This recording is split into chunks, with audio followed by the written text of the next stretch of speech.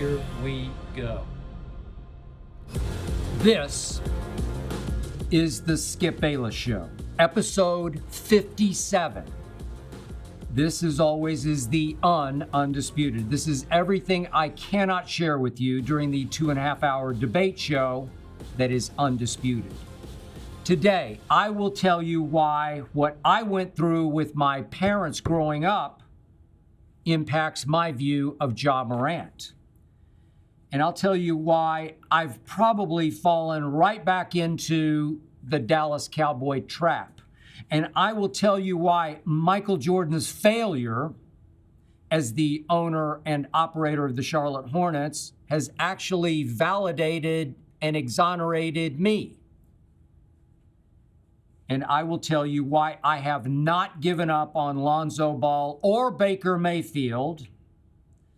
And I will also answer many of your great questions today, such as about my all-time favorite show that I've ever done on either the networks I've been on, and especially this, the nicest athlete / celebrity I have ever met, and I think my answer will shock you. But first up, as always, it is not to be skipped.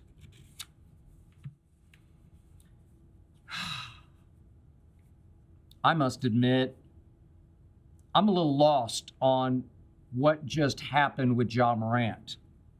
Maybe I'm a lot lost. I feel a little misled, maybe even duped. I love Ja as a player. I root for Ja as a player.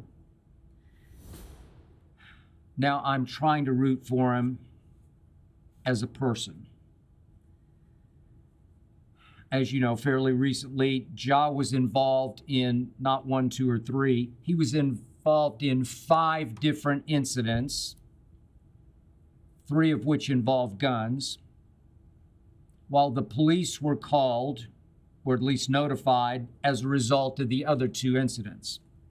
The 5th incident, of course, occurred at 5:20 a.m. in a strip club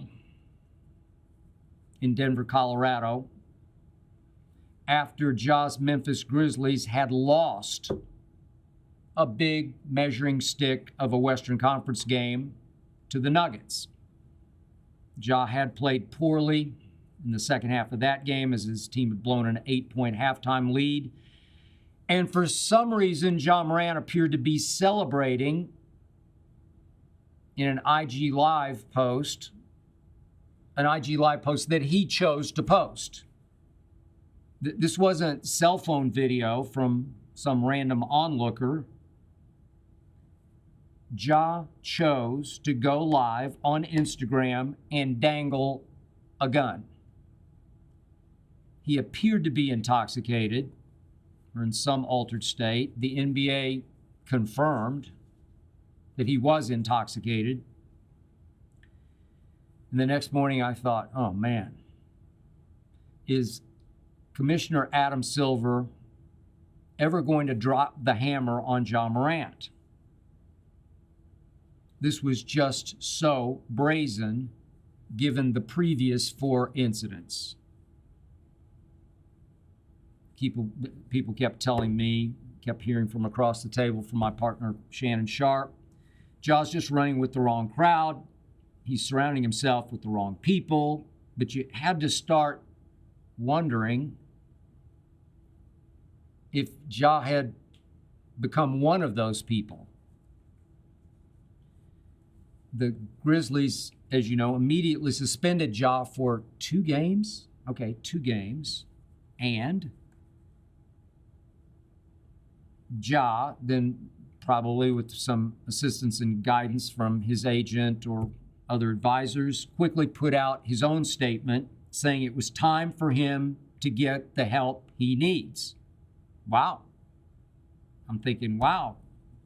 Okay, he's admitting he does need help, which is always the hardest first step. Nike, with which obviously Ja has a big deal, immediately followed with a statement that said it was going to support Ja because he was taking the time to get the help that he needs. Then Memphis moved the suspension to 4 games. Okay, 2 to 4. Now Powerade dropped Ja immediately. I got that. But Nike hung in. Then ESPN reported that Ja was going to a facility in Florida to get help. Counseling facility, rehab clinic, wasn't sure, but some facility in Florida. Now this thing really seems serious. Treatment center. This is good. These are all very positive signs. Did he have an alcohol or some kind of drug issue that he needed to address? If so, he definitely would be gone for the rest of this season, I thought. These programs, with which I'm fairly familiar, can take usually at least 3-ish months, maybe even longer, depending on the depth of the problem. Remember, Tiger Woods once checked himself into a facility in Mississippi to help with what was termed a sexual addiction. At least Tiger stayed, as he said, for 45 days. So, all of us in the media backed off with our criticism of Ja because it was time to applaud him. We felt for him. We wished him well as he sought treatment in Florida. Then, boom, he was back. He couldn't have been at this Florida facility for more than, 3 or 4 days, if he went at all. Suddenly, the NBA announced that his suspension would be lifted after 8 games. That he was cleared to play this past Monday if he was in basketball shape. What? To me, Ja had played with the help of the NBA and the Memphis Grizzlies and his advisors. He had played the sympathy card. The poor kid had looked in the mirror and had gone to rehab to get straight and get right, or so it had appeared. And there he was this past Monday, back on the bench in street clothes, giddy with excitement, aching to get back on the basketball court, get right back in the middle of things, cheerleading with his out front body language that said, "I am back." Every time out, he jumped in the middle of the huddle, and the camera went to Ja, Ja, Ja. When the game ended, Ja interrupted an on-court interview with his seldom interviewed teammate Aldama with a rap lyric from a song about gun violence. I won't quote it. I don't need to belabor the point that I made on Undisputed. But look, in and of itself, did reciting that lyric on camera, interrupting that interview, was it any big deal? No, it was no big deal. Obviously, a whole lot of rap songs deal with gun violence. But Ja had said that as he came back, he was now capable of making better decisions. And it just struck me that if he were truly contrite about the 5 recent incidents that he was involved in, then on his very first night back, even before he played in the game, he would have stayed away from using that rap lyric, from that song, from that rapper. You know who I'm talking about. It almost came across to me as if Ja were saying, okay, I told the adults what they wanted to hear. Now I'm back to being 1,000% Ja. And he refers to himself occasionally in the third person as Ja. It came across as he was saying, I'm going to keep it as real as ever. Did he really learn anything from what just happened other than he got off pretty lightly? He says he's learning to cope with stress. It's an ongoing issue for him. He says he has absolutely zero problems with alcohol. But I'm not sure what any or all this means. I've got some quotes from the interview he did the other day, the ongoing process. Another quote, that clubbing and all is not on my mind at all right now. Right now? Will it be? It's fine with me as long as you have yourself under control. All of this is just very baffling to me because he had deactivated his Twitter and IG accounts, and now they're reactivated, though he says he'll stay off them more than he used to. What does that mean, and how long will that last? I have no idea. Now let me tell you why I'm maybe a little more sensitive to this than most people. I did grow up as the oldest in a broken home featuring not one, but two problem drinkers, double alcoholics. I went through 2 rehab stints with my father, during which he checked himself in, and then within a couple, 3 weeks, checked himself out, long before he was supposed to check himself out. And then he just checked out and fell right back to the bottom of the bottle. All those counseling sessions I went to, all those visitations at the VA hospital in Oklahoma City, all for naught. But my mom, God bless and rest her soul, finally broke down. She looked in her mirror and she said, I need help and I'm going to go get it. And she went to Alcoholics Anonymous and it clicked. Now, my father was what I would call an all day, all night drinker. The minute he got up to the minute before he went to bed, he drank. He was always just a little drunk, but what was called a functional alcoholic was my father. My mom was a get drunk drunk. I'm talking about slurred speech, a fall down drunk. She could not function drunk. But she did go through AA's 12-step program, and she changed and did save her life. Final 40-odd years of her life, she never took another drink. She also never, ever missed her weekly AA meeting because she always said, I have an incurable disease and I have to fight it every single second. Never missed a meeting.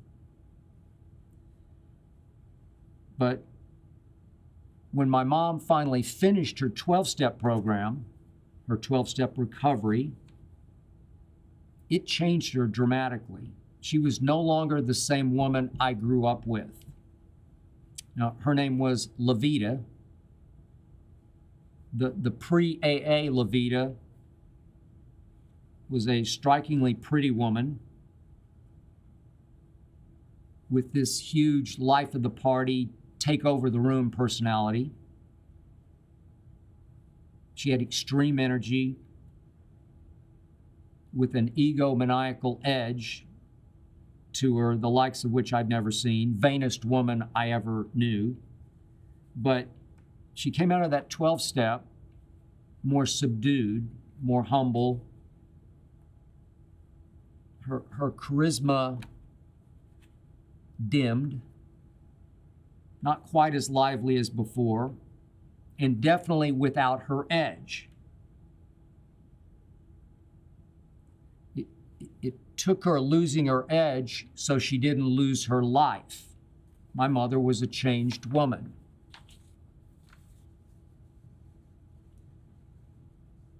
That's usually what happens when you go get this kind of treatment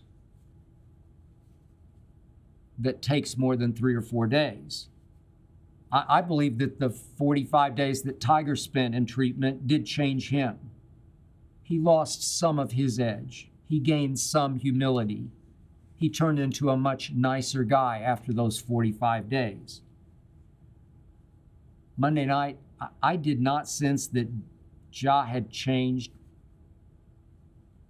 1 ounce. Maybe that will not matter. Maybe he didn't need to change. Maybe he just needed a reality check. Hey, wake up, kid. You're risking the $240 million that you will earn once your new contract kicks in next year. Maybe he'll go right back to being Ja, but without any more of the incidents. No more guns. No more IG lives. Maybe he did realize I'm not about that life. Or maybe the NBA and the Memphis Grizzlies and Ja Morant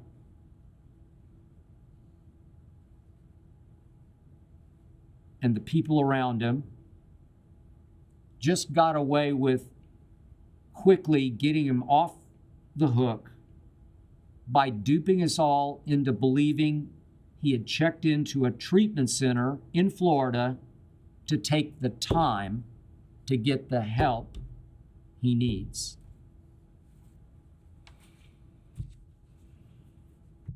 Let's get to your question, shall we? This is Drew from Bellflower, California. Who do you want the Cowboys to open up with next season, or open up next season against? Drew, I'm ready. I want the 49ers in San Francisco. Give me the team that knocked us out of the playoffs the last 2 years, embarrassed us the last 2 years. Give me the Niners at the Niners. That's how pleasantly shocked I have been by what my Dallas Cowboys have done so far this offseason.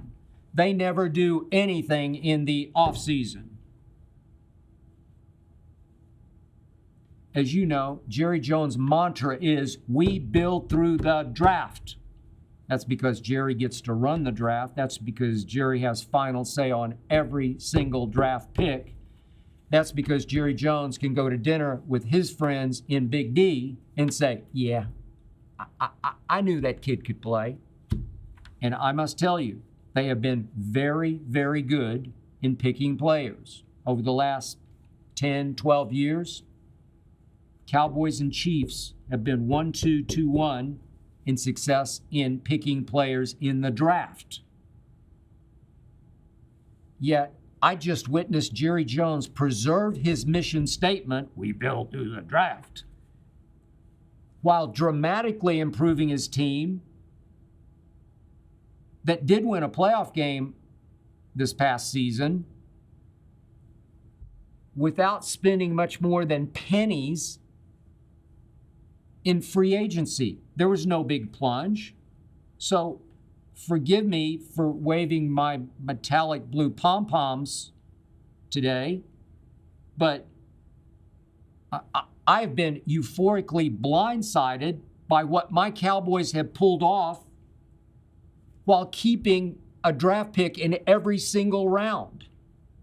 They got their full complement, and they're way better than they were when they got their asses kicked at San Francisco by San Francisco in that playoff game this past season. They traded a compensatory 5th round pick, an extra 5th rounder for Stephon Gilmore. I'm talking about a lock Hall of Fame cornerback. I still think he's a top 3 cornerback. Maybe if you want to go 5-ish, I'm going 3 because he can beat you now with his head as well as his body. This was an all-time steal for my Cowboys because this is just what the doctor, as in Dr. Freud, ordered for me on one side of my defense where there was a glaring weakness.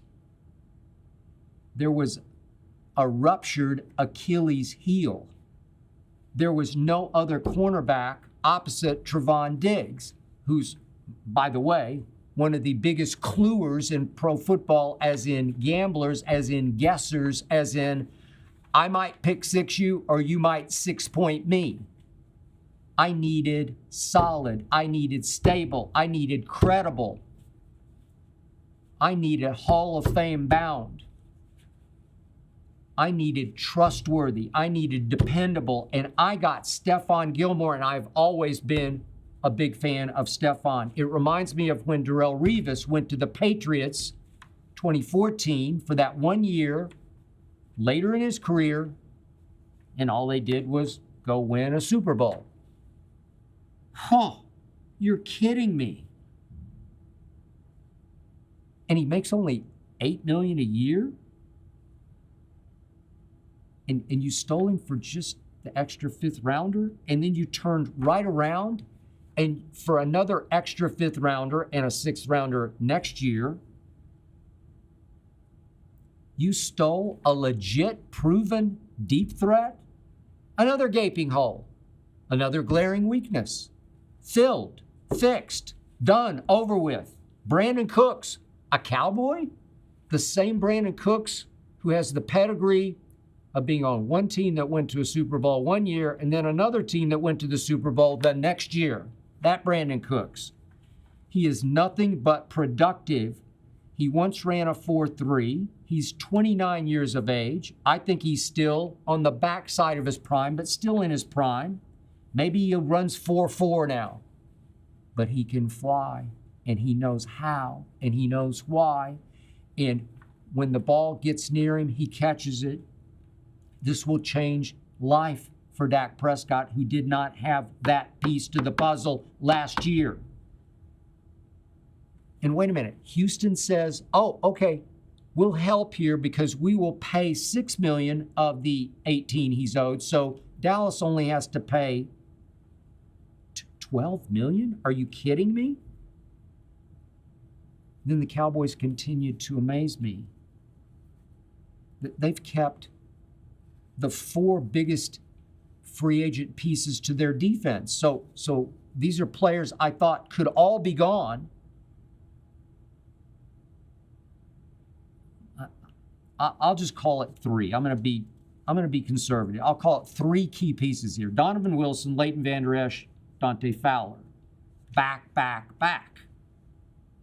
I thought we could lose them all. I thought we would lose them all out in the market. And speaking of back, Dan Quinn, the coordinator, is back. I was convinced he would be gone to be a head coach somewhere, somehow, some way. The unofficial head coach of my Dallas Cowboys is Dan Quinn. Hat on backward, Dan Quinn. He's the heartbeat of the locker room. He's the leader of that team. Not just the defense, the team. He's the energizer. He's the electrifier. So you give him Stephon Gilmore. And wait a minute, Bobby Wagner is still sitting out there available in free agency. Don't let my Cowboys get a hold of B. Wags and talk him into taking an America's team discount to come play for the Cowboys, and for Dan Quinn, his quote-unquote father of that defense, the Legion of Boom in Seattle. My goodness, we're already talking about very possibly the best defense in pro football.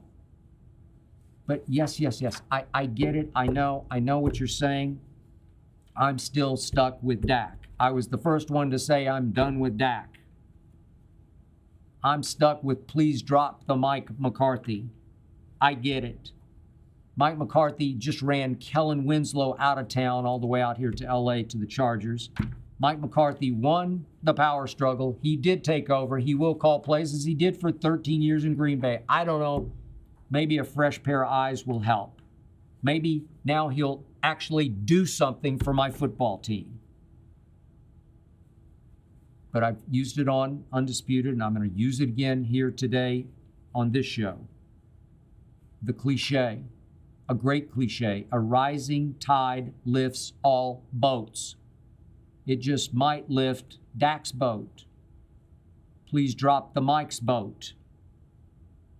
Remember, there's some addition by subtraction here because Jerry Jones finally saw fit to cut ties with his quote-unquote son, Zeke, as in Ezekiel Elliott, as in Dak's best friend. Clear the decks.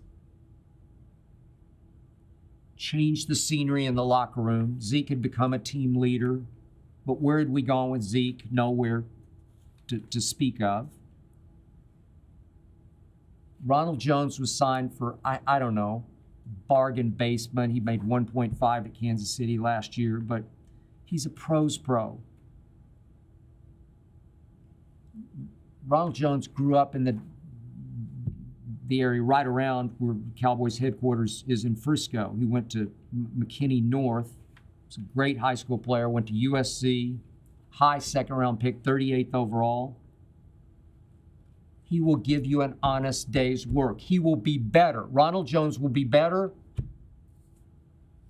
than Zeke was any of the last 3 years when he got worse and worse and worse after Jerry made him the highest paid running back in pro football. I'm just here to tell you that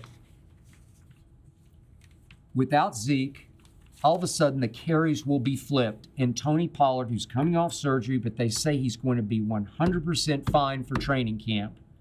Tony Pollard was a breakout star, and he will turn into a flat-out, bona fide, legitimate star running back this year.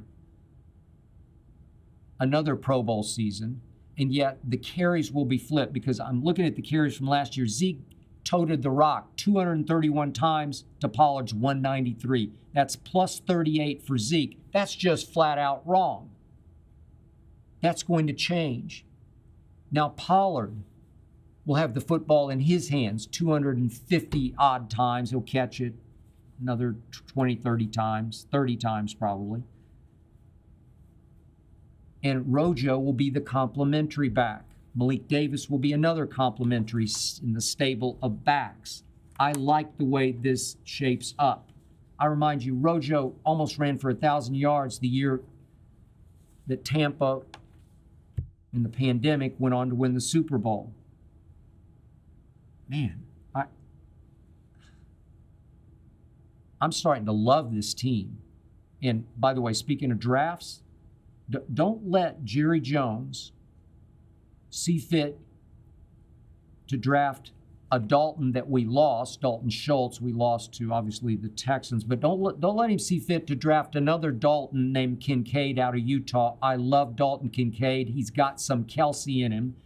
If at number 26 we get Dalton Kincaid, plug and play. Future Pro Bowl tight end. Just what Dr. Freud ordered for me. Man, Jerry Jones finally did something in the month of March. In fact, he did a bunch of huge somethings. He made my Dallas Cowboys significantly better, shockingly better, look out better. Yeah, I know. You think I'm falling right back into the Cowboy trap, but this time I don't think so. This has to lift Dak's play up just enough that, you know what? I'm ready. Give me Niners at Niners on opening Sunday night.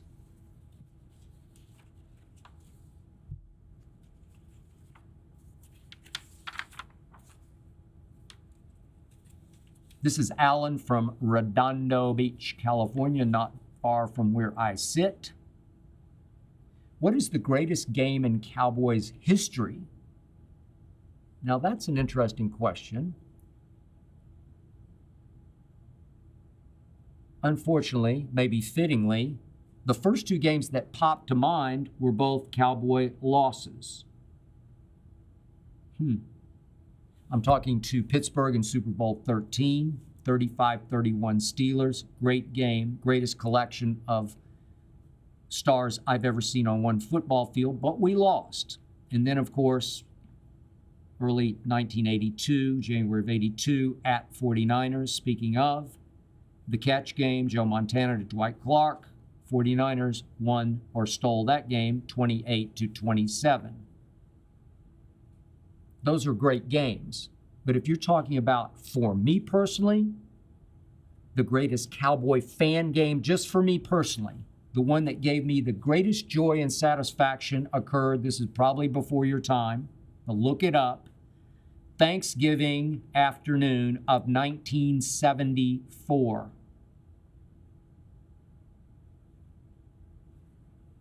I was just out of Vanderbilt University. I was working in South Florida at the Miami Herald. I was in my apartment on my couch watching this game from afar. My Cowboys had fallen behind 16 to 3 to the team I hated most. In those days, they were called the Washington Redskins, who concussed my quarterback, my all-time favorite Dallas Cowboy, Roger Staubach, and he was down and out of that game.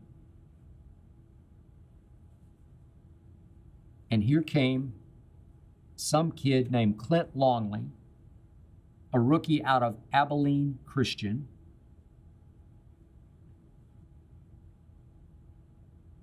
and miracles began to happen. Clint Longley? I just sat there in wonder on my couch down in South Florida saying, you're kidding.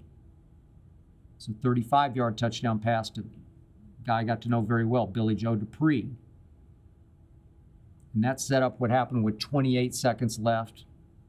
A 50-yard touchdown bomb to a guy I got to know very well in my days in Dallas, the great Drew Pearson. 50 yards for a touchdown. Cowboys 24, arch rivals 23.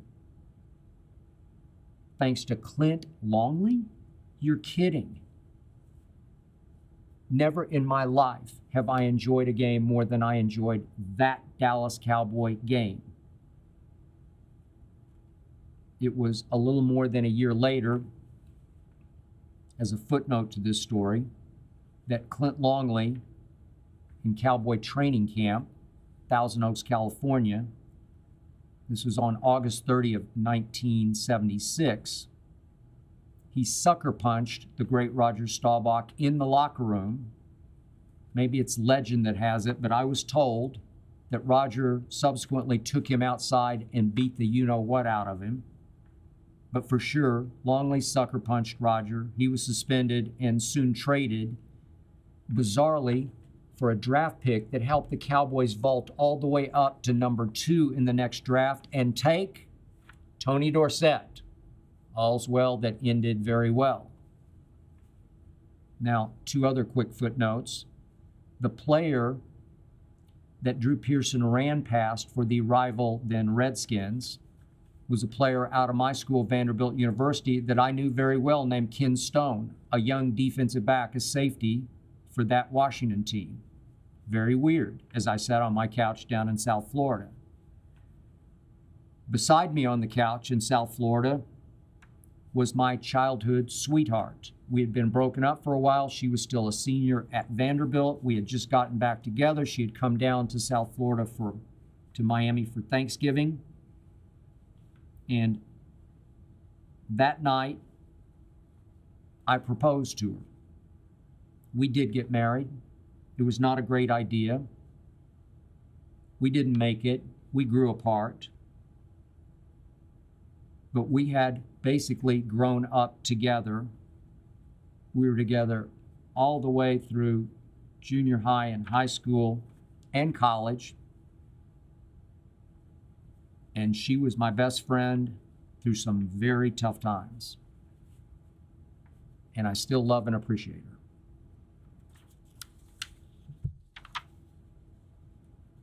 Another question, Jeremy from, speaking of Florida.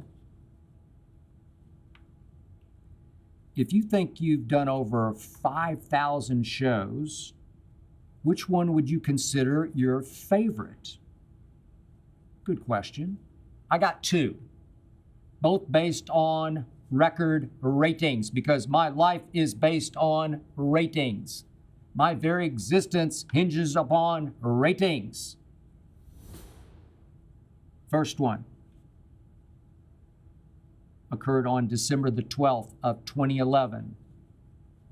Remember Tim Tebow? Remember those Broncos who were 1-4 when Tebow got thrown into the fire so that John Elway and John Fox could just get it over with, get Tebow out of the way?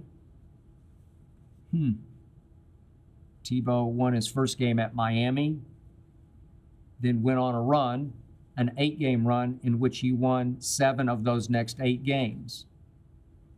The 8th game was one that was played week 13. It was December 11th of 2011 at Denver against the Chicago Bears.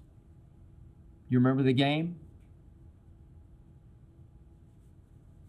The Denver Broncos and Tim Tebow were down 10-0 with about 2 minutes left in the game. Remember what happened? Remember Marion Barber of my Cowboys and then of the Bears? Remember what happened when he ran out of bounds? If he just stayed in bounds, the game would have been over, but he ran out of bounds, and Tebow had life, and miracles ensued through a 10-yard touchdown pass to Demaryius Thomas. About 2 minutes left. And then with 56 seconds left, Tim Tebow somehow drove his Broncos from his own 20 all the way down to the 41 of Chicago, and it took a 59-yard field goal from Matt Prater to tie the game.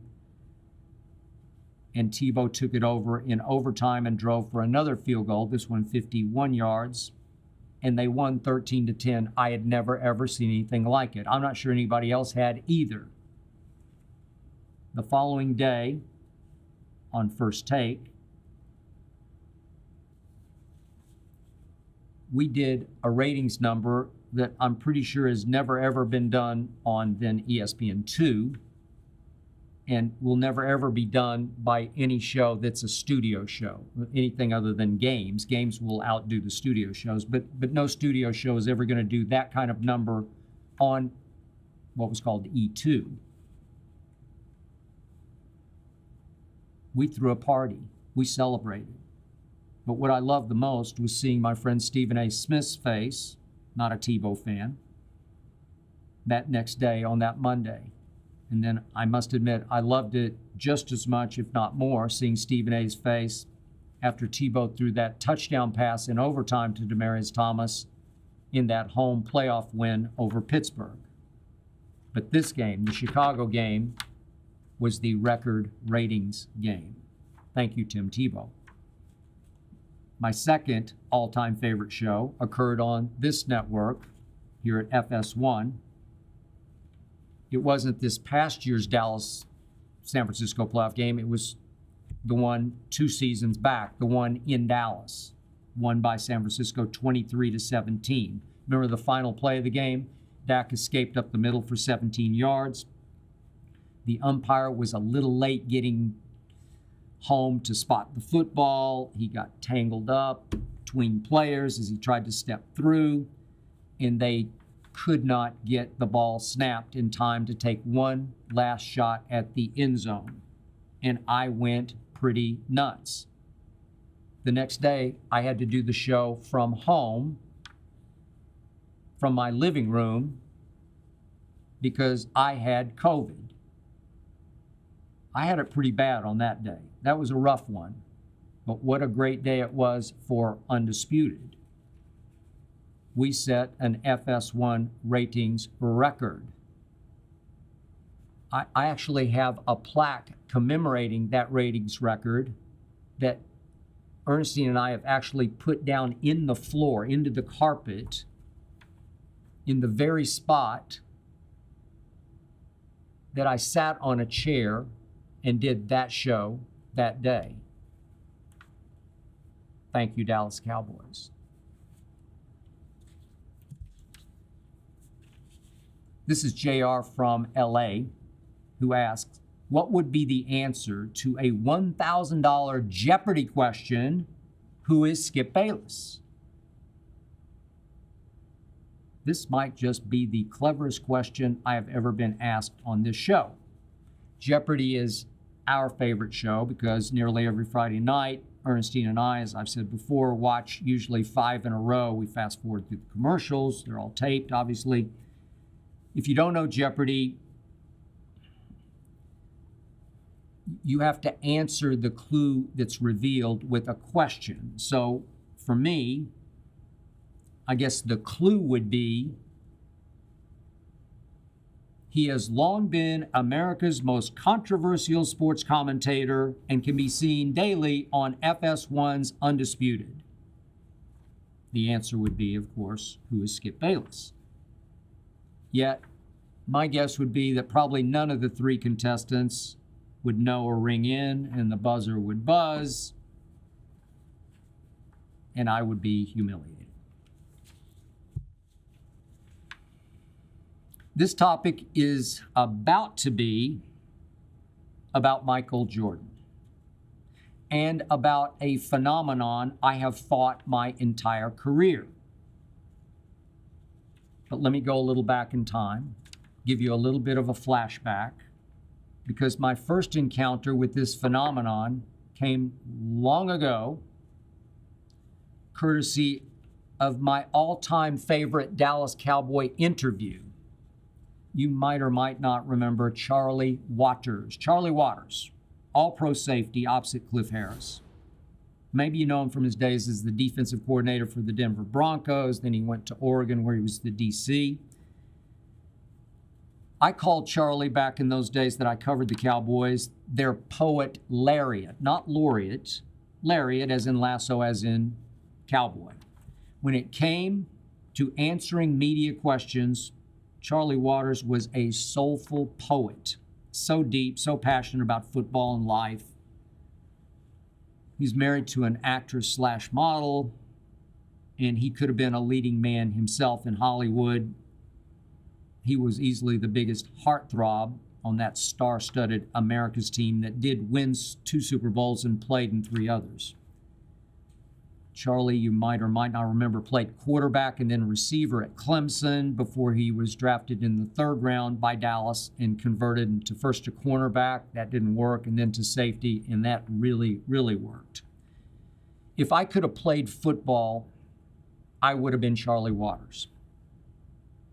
So it was one Monday night during the 1978 Dallas Cowboys season. That was my first year as the lead columnist in Dallas at the Dallas Morning News. I was 26 at that point. Cowboys on their way to playing Pittsburgh in the aforementioned Super Bowl 13. So it was on that Monday night that I was asked to do a live radio interview before a live studio audience with Charlie Waters, as the moderator was going to ask questions about media relations between star Dallas Cowboy and opinionated columnist. Pretty soon into that interview, Charlie Waters got a gotcha gleam in his eyes, and he said to me, and I quote, "How much football did you play, Skip?" Then he chuckled sarcastically as the audience responded with laughter. Okay, so the truth was, I played football only up through 7th grade when I was the quarterback for a team of mostly 8th graders that went unbeaten during the regular season and then went to the city championship. This is in Oklahoma City. Championship game at Northeast High School on a very cold and windy night in early December that we lost to Darryl Porter's Southside Bears 42-0, but we got that far. In 8th grade, I was chosen Athlete of the Year at Taft Junior High because of basketball and baseball. I stopped in 8th grade to concentrate on basketball and baseball, no more football. Did go on to make All-Area in baseball after my senior year in high school. That was at Northwest Classen. But on that Monday night in question, opposite Charlie Waters, that was the first time I'd ever been interviewed live in my life, radio, TV, anything. And I choked. I mumbled something about, well, I was a decent high school athlete, and Charlie dismissed me with, "You don't know if you didn't play." and the live audience broke into spontaneous applause. I had been exposed. Nothing I wrote about the Dallas Cowboys should be taken seriously because I didn't play pro football or even college or high school football. Disqualified. So what had happened, I dropped my guard, in large part because I liked Charlie so much, and I thought he liked me. Lesson learned. The athletes you cover buddy up to you only when it benefits them. Only because of what you can do for them, not because they actually like you. You can never, ever trust that they actually like you, because they almost never do. Oh, how I wish to this day I had that moment back. Was there ever an obvious touche response with which I could have stopped Charlie Waters cold and rendered him speechless and embarrassed and humiliated him on live radio before a live studio audience? The architect of that Dallas Cowboy dynasty of the 70s and 80s, the draft master who kept bamboozling other teams by picking all pros such as Charlie Waters, that man was Gil Brandt, who's now in the Pro Football Hall of Fame. Maybe you know Gil a little better from what he does on radio as we speak and even in print for NFL.com. Gil always said that he played defensive back in high school in Milwaukee, but when I wrote my first cowboy book called God's Coach, I contacted Gil's high school up in Milwaukee, and nobody could find any record that he ever even played high school football. He was primarily a baby photographer. When he talked his way into doing odd jobs for the LA Rams, then eventually started doing legwork for the scouting department. Back in the days, most teams didn't really scout much to start with. The Rams GM at the time was Texas E. Schramm, and he took Gil Brandt with him when Tex Schramm took over the expansion Dallas Cowboys. That was in 1960. By 1970, Gil Brandt, believe it or not, ex-baby photographer, had provided Coach Tom Landry with a Super Bowl squad. Gil Brandt was the draft master. And in the third round of the 1970 NFL draft, Gil Brandt selected Charlie Waters. Wait a second. How did a guy who didn't even play high school football know enough to pick a potential all-pro safety in the third round? You don't know if you didn't play? Charlie Waters was a product of a man who did not play. Oh, how I wish I had had that knowledge and had the experience and the live radio poise to immediately respond to Charlie that night on radio. The guy who drafted you didn't even play high school football. Oh, how that would have shut up that crowd, because that crowd considered Gil Brandt a god. Throughout my career, I have heard, "You don't know if you didn't play." Heard it again and again and again. And again on live national television. I have demonstrated I do know football and basketball. I've demonstrated that by out-debating former stars who played these sports. I'll put my feel for football, for who can and can't play, right up against just about anybody's. Football, the one game I didn't play in high school. How did I learn it? Well, by watching it religiously and carefully, by studying it, and by talking football with some of the greatest coaches ever, with Tom Landry and Jimmy Johnson, and my late great friend Bill Walsh. And guess who I also spent hours talking football with? Charlie Waters and Gil Brandt. Yeah. Which brings me, maybe abruptly, back to Michael Jordan. Nobody is a bigger Jordan fan than I am. I think you know that. I wear his sneaker brand every day of my life on and off television. Covering Michael Jordan, getting to know him a little bit in 1998, his last dance season with the Chicago Bulls, was simply the greatest experience of my career. I will debate you to the death, yours, that he was the greatest player to ever play any sport, any sport. But the other day, it was reported that Michael Jordan is considering selling his majority share of the Charlotte Hornets. To me, this was a sad admission of failure. As an owner and operator, as a GM, as a team builder, the greatest player has proven to be the worst at picking players. Wait a minute, does this mean you don't know if you did play? I mean, look at Michael Jordan. Hornets, in his 17 seasons of owning and operating, 3 playoff appearances in 17 years, 3-12 in those playoff games, never won a single playoff series in 17 seasons. Can't pick his nose in the draft.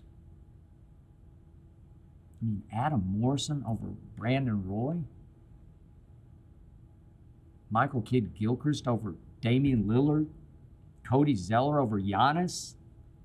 Frank Kaminsky over Devin Booker? I could go on and on and on, but I won't because I love me some Michael Jeffrey Jordan. Yet, over the years, I've found that by and large, the greater the player, the worse the ability to comprehend the game and why some can and cannot play it. Not that these greatest ever players didn't work hard at their sport. It's just that they're just so supremely gifted, they don't really have to think about why they were dominating. That it just came so naturally for them that they then struggled to explain exactly why they were doing what they were doing, and they can't understand why others can't pull off the same feats that they did if the others just work at it and want it badly enough. Nope. Intangibles like heart and clutch guts can take you only so far if you don't have some tangibles. Trust me, 6th rounder Tom Brady did have, or does have, tangibles. Great tangibles. Underrated ballet dancer feet in the pocket. Above average throwing velocity that was or is deadly accurate. I'm still not sure Tom Brady is completely retired. But you would be amazed how many times over the years I've been on live national TV debating a former star for the first time, and I suddenly realize he has no idea. No idea. The truth is, you can have played at the highest NFL or NBA level, and you don't know. That's why across the NFL and NBA and MLB, you see more and more GMs and team builders and draft runners who didn't even play their sport in high school. Not even in high school. Howie Roseman, he's done a pretty great job building the Philadelphia Eagles, did not play football. Zach Kleiman has built the deeply talented Memphis Grizzlies we just talked about previously here on the show. He did not play basketball at all. I could go on and on. Could Zach Kleiman have done a lot better job building the Charlotte Hornets than Michael Jordan did? Well, I'd hope so. I'm pretty sure I could have done a better job than MJ, the GM, did. The greatest turned out to be the absolute worst. And somehow I survived getting, quote unquote, exposed by my guy, Charlie Waters. This is John from Baltimore who asks, who's the nicest athlete or celebrity you've ever met? Okay. I hope you're sitting down for this one. The nicest was O.J. Simpson, Far and Away. 1977, the LA Times assigned me to do a story on O.J. the actor. O.J. the football player had just led the NFL in rushing for a fourth time for the Buffalo Bills. And now he was starring in a made-for-TV movie with a co-star I had long had a crush on. Maybe you know Elizabeth Montgomery, who played Samantha, the witch next door on Bewitched, the long-running sitcom, one of my favorite and Ernestine's favorite old shows. I had a crush on Liz Montgomery. Whew. So this TV movie was called, you ready for this? A Killing Affair. An eerie, foreshadowing, foreboding sign of things to come. In the movie, O.J. and Liz Montgomery play partner detectives who start falling in love as they chase a serial killer. Eerie dynamic. I spent 3 days on set with O.J. He treated me like his long-lost brother. Could not have been nicer and more accommodating. In my career, I have never encountered a bigger, more charismatic personality than O.J.'s. In those days, you probably don't remember, but O.J. just owned the airwaves, the TV airwaves, in Hertz commercials. Go, O.J., go, as he ran through airports to rent his Hertz car. Big, deep voice, great sense of humor, great face, like a Mount Rushmore face. Just, the camera loved that man's face. I was captivated by O.J. Simpson. And yes, I did sense some underlying edge because, after all, he did grow up on the rough side of San Francisco and he did play football. And yes, I'm pretty sure he was just as nice to just about every media member he ever met, any media member who could help build his Hollywood brand as he was segueing into an acting career. But I did see O.J. a couple times after that, ran into him or interviewed him again. He always remembered my name. He always remembered my background, where I was from. He always treated me like an old friend. And of course, you know what the nicest athlete I ever met eventually did. Bottom line, O.J. was a great actor. Quick postscript, I did get to interview Elizabeth Montgomery for about 15 minutes as we both stood outside her trailer. And it was the highlight of my career. This is Mel from Virginia, who asks, have you given up on Lonzo Ball? No, I have not. Mel, he's all of 25 years old. He pleasantly shocked me 2 years ago by completely fixing his wrong side of the face shot. Would you believe that Lonzo Ball has turned himself into one of the NBA's best and clutchest three-point shooters? 42% from three last year. Still one of the best defenders in the league. Still as fast with the basketball in his hands, running a fast break. Still capable of averaging 10 rebounds and 10 assists. But you know the bottom line. Lonzo Ball can't stay healthy. Neither can his little brother. Now Lonzo is on the third surgery on the same knee. Could this be career-threatening? Obviously it could be. God bless him. I hope it's not.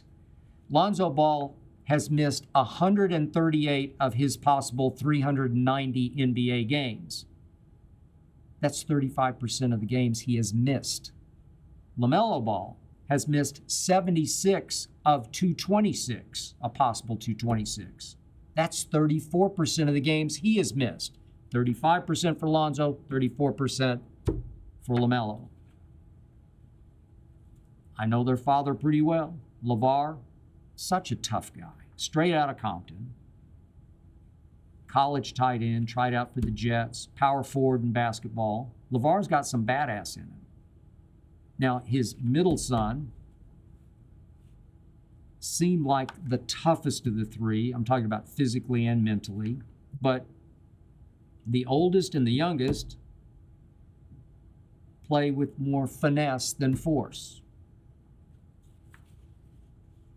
I don't know.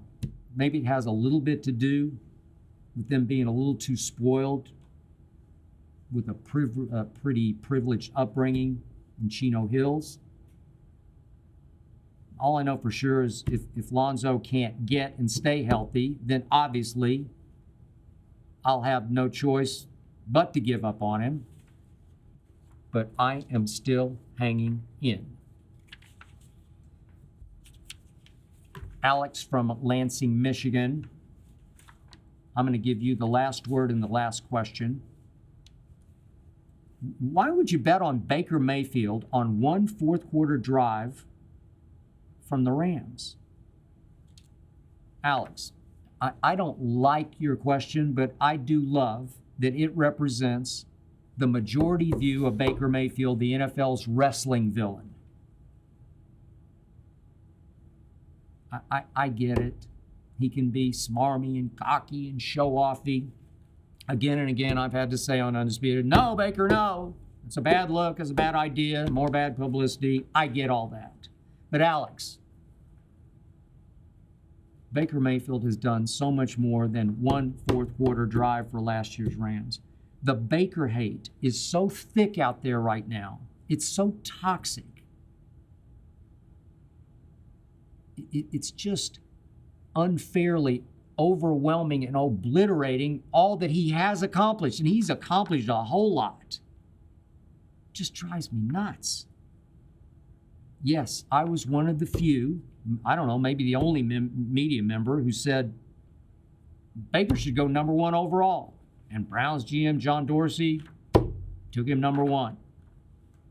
Everybody loved Sam Darnold. I did not. A whole lot of people love Josh Rosen. I did not.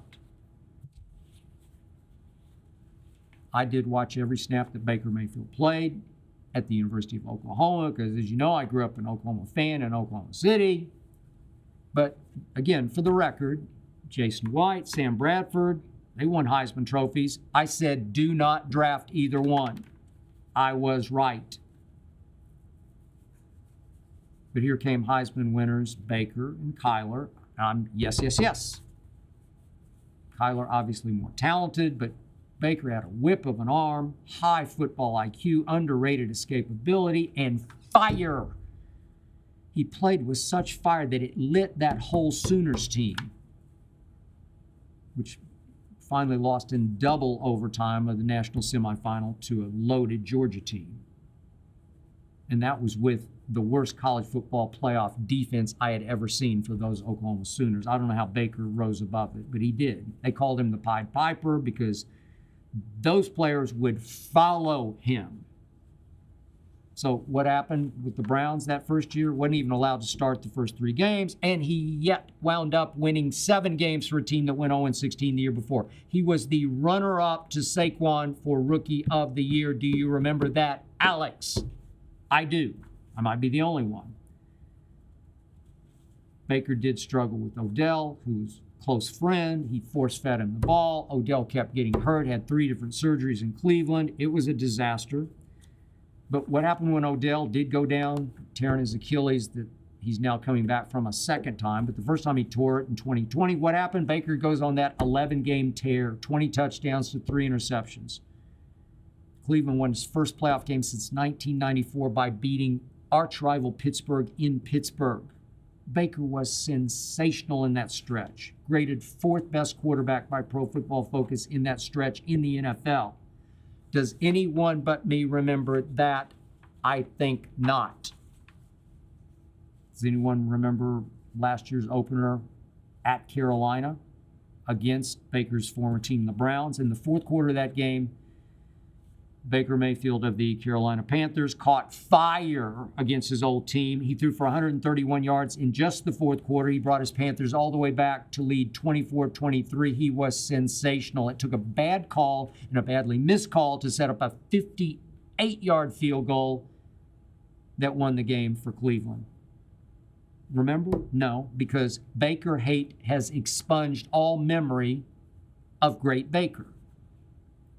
One fourth quarter drive for the Rams, Alex? Sean McVay loved Baker, wanted Baker, signed him, brought him in for what was left of the Rams, started him on a Thursday night against the Raiders after one practice. And in the fourth quarter, Baker Mayfield threw for 141 yards. Think about that, 141 in just the fourth quarter. Didn't even know the plays. He led a 98-yard drive in 8 plays that culminated in a walk-off 23-yard touchdown pass to Van Jefferson. Walk-off. He was throwing to nothing but backup Rams receivers. No Cooper Kupp. On defense, no Aaron Donald, no Jalen Ramsey. What Baker did that Thursday night was miraculous. Very few NFL quarterbacks could have pulled that off, thrown into that fire that quickly. That's Baker Mayfield, but nobody cares. At Denver last Christmas Day for the Rams, what was left of them, he goes 24 of 28, Baker Mayfield, 2 touchdowns, no interceptions, a QBR of 86, that's scale 0 to 100. That was high. I think it was the highest of that football weekend. Nobody noticed. Back in his Cleveland days, against the best defense in the division, Baltimore's. Here are 4 Baker Mayfield yardage totals against the Ravens defense. 376 yards, 343, 342, 342. I'm going to do it again. 376, 343, 342, 342 against the Ravens by Baker Mayfield. Just one fourth quarter drive, Alex? Seriously? Baker's a bum. He's trash. America loves to hate Baker Mayfield. Wrestling villain. Wrestling heel. Now look, being cocky has always rocket fueled Baker Mayfield. He had to be cocky because he wasn't the biggest kid or the most gifted quarterback. He had to play with a chip on his shoulder pads. He had to trash talk and gloat and grandstand. That propelled him. He walked on at Texas Tech. Then he walked on at Oklahoma and won the Heisman Trophy. Impossibly great. He couldn't just be the quiet, humble, 6'5" 6'4" Tom Brady or 6'5" Peyton Manning. In fact, when I read the quotes the other day from his first media session in Tampa Bay, Baker did start to come across as a little too humble for my taste, because he has been so humbled by that injury-plagued final year in Cleveland, then his struggles in Carolina early last year, and then trying to survive with what was left of the Rams. So yes, I will admit to you, it is now surreal to me, a Baker believer, that Baker Mayfield is being asked to replace the GOAT Tom Brady. Really? Maybe it's just flat out unfair, given all he's been through. As he said in his opening press conference, I will never be Tom Brady, because, look, nobody will.